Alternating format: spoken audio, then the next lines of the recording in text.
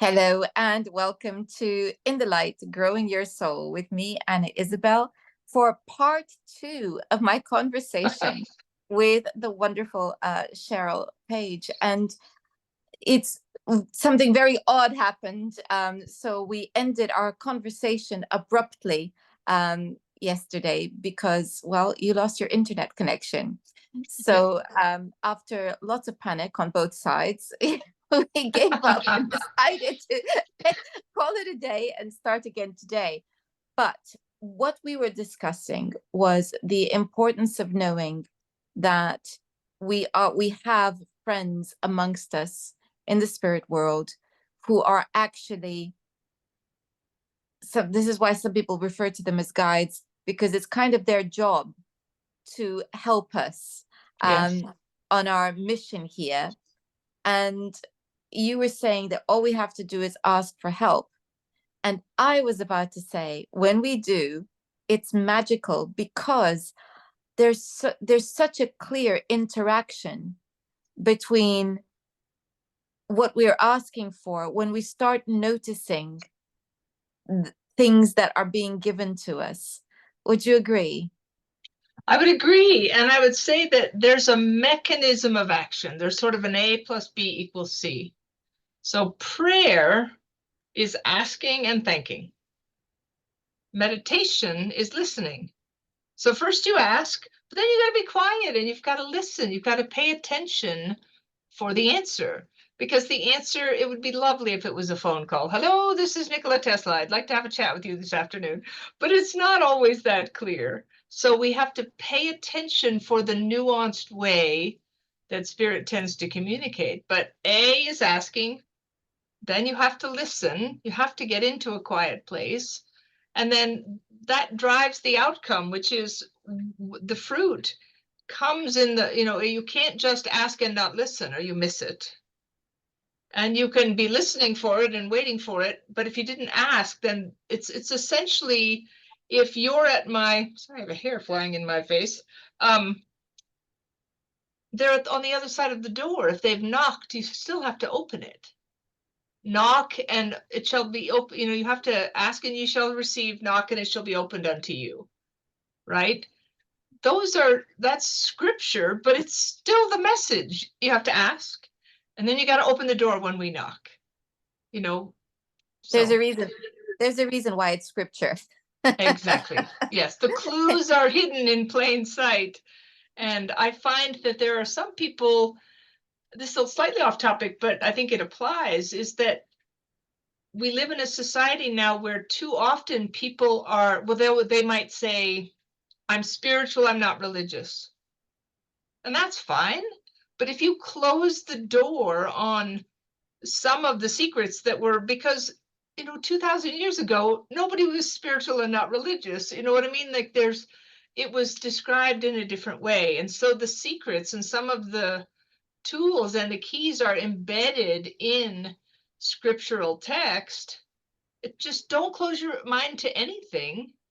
For me, my declaration is anyone who serves the light is welcome here. And that has to be the way. And I think when people are saying they are spiritual and not religious, they are making a distinction to separate themselves from organized religion. Yes. And there are some understandable reasons as to why many people would wish 100%. to do that. Yes. But what we're reminding everyone is not to throw the baby out with hot I was with just hot going to water. say that. Exactly. Yes. Because it's not about the religious institutions. It's about the heart of the teachings. Yes. And the heart of the teachings is where the nuggets are. Yes. And then you don't stick to that alone. You broaden and you explore the other wisdoms from other, I'm going to use the word, religious traditions, and other spiritual books that have been written, which had been ditched by the institutions for reasons best known to themselves, but perhaps we might guess at those. And just explore that, because you're right, the nuggets are there, and there's a reason why our ancestors paid attention to those texts. Is because there is some good in there, and we need to just remember that. Well, and as I think we were talking about yesterday, is that there is something in the language that casts a spell. For better or worse, our words cast spells. And so if you look at the Aramaic, rather than the Aramaic to the Greek, to the Latin, to the English, and also, Council of Nicaea, maybe some people who had some ulterior motives. But if we just go back to the Aramaic, I'll give you one example, which is I just love. So when I was a Catholic growing up, and there's a passage, I think it's Mark 5:5, which is, "Blessed are the meek, for they shall inherit the earth," right? And I always hated that as a little girl. I thought, so you're telling me I have to be meek, right? But the Aramaic translation is, "Blessed are those who soften what is rigid within. They shall receive support from all of creation." Those who soften what is rigid within, there's some instruction, right? Not just be meek, but blessed are those who soften what is rigid within. What's rigid within us? Our judgments, our opinions. We think we already know. If you can soften what is rigid within, you will receive support from all of creation, because you're an empty cup instead of a full one. And there's more, because the actual meaning of the word meek is not what we would think of.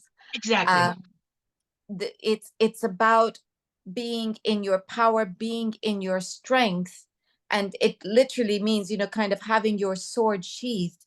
Have your sword, but it's sheathed so that you are in your power, and you're not Yes. going to abuse it, but you Yes. are, it's that having that strength from within that's Yes. important. And so now you take that, you're right, and both are holding a very important message, both interpretations, which Yes. are not what we have been given. So there's a lot to explore here, and really it boils down to trusting ourselves and having the courage to step outside of the binary and the rigidity of right and wrong. Yes. And just accept what's been given, and follow your heart as well. Your heart, your heart knows whether something is resonating, and is meaningful or not. So this is the encouragement, and this is why I really, when I first heard you, I thought, there's a conversation I need to have. Awesome. And friend, here's the thing, Anna. We're at a time in history, maybe more than ever before. Maybe it's always more than ever before, but more than ever before, the rising tide lifts all boats. So as I do the work to elevate my own awareness, the whole also gets elevated in some capacity. So individual work is collective work.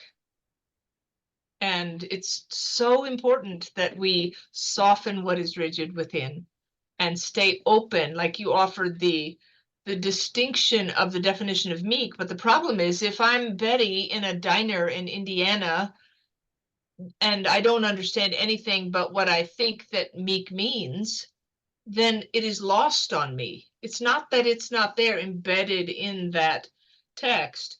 It's that it's lost on me because what's rigid is I already know the answer. I know what that means. And it's always more than one thing, in my opinion. I think this is the lesson of our time. And I think you're right, it is the lesson of all time. But in a time when we're watching tyranny threaten the very essence of what it means to be human, Yes. it has never become more important or it's never been more important than it is now, to remember that we are more than just a mechanical collection of cells, that there is spirit, and that we need to be able to stand in our power, swords sheathed, and say, no, thank you very much. That's not Yes. what we're going to be doing in actual fact. We're going to Yes. continue to be human and to connect with each other and to connect with nature, and everything else, not even tempting. Exactly. And there's something you said, something I think is so important, is when Scott first graduated to the next octave and I started doing my seeking and I was meditating, which to me, meditation is just, for anybody who struggles with meditation, it just depends on your intent. I don't want to sit in bliss beside higher consciousness and think no thoughts. I want to listen for spirit. So I have a different intent, right? And the fact that you said the word remembering. What is to remember? That was the message I kept getting, is you're not learning, you're remembering. And somewhere I read some book and it was talking about, okay, this is, back before time began. Okay, they have all these capacities. Where can we hide it so that they won't find it? Right inside of them. It's in our DNA, where it's embedded in us. Everything that we need, all of these capacities and faculties are there. And it's somehow I felt better that I was remembering rather than having to learn from scratch. Means I knew, and I'm just remembering that I knew that it's in me. Easier. Do you know what? So many people I speak to, when they begin to explore connection with spirit, connection with nature spirits, connection with animals, what they talk about is feeling like they're coming home. Mm-hmm. And that's because we are remembering. And exactly. I think that's a very inspirational note on which to end our conversation today. So thank you. And now, please tell us, how do people find you? They can find me on my website, which is quantumalchemy.world. And there's a contact sheet there that they can send me an email as well. Beautiful. I will be putting a link to that in the description box. Cheryl, thank you for a joyous conversation. Thank you, my friend. Such a delight to talk with you. Thank you. And thank you all for watching. Until next time, goodbye.